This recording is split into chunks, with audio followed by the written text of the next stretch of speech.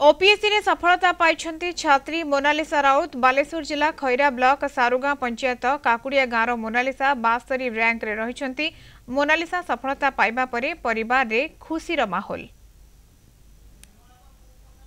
मोर लक्ष्य थिला कि मु लोक मानक पई किछि काम करिवि, स्पेशली आमर रूरल एरिया रे केमिति कोन मु प्रॉब्लम्स गुडा देखिछि।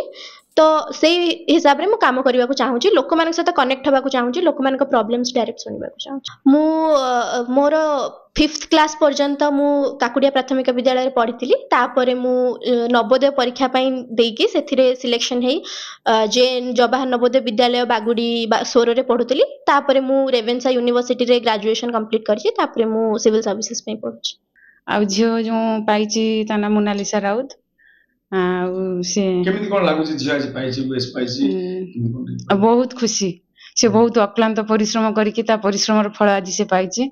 हम माने बहुत खुशी अछु ता पई। तुलसी दुई पत्रु बासिला भली से पिलाटी दिनरु तार पाठ पढ़ारे एकाग्रता एवं तार अध्यवसाय तार जो इंटरनल क्वालिटी से विकास लाभ करथिला।